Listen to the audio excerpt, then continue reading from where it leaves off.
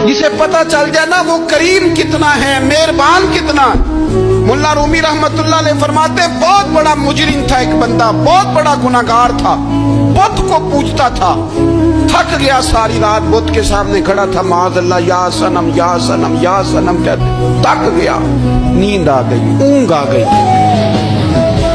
जब पूरी तरह नींद आ गई और दिमाग पे नींद कब्जा करने लगी तो उसके मुंह से निकल गया, सनम सनम कह रहा था ना, निकल गया या समद, ओ बेनियाज मालिक।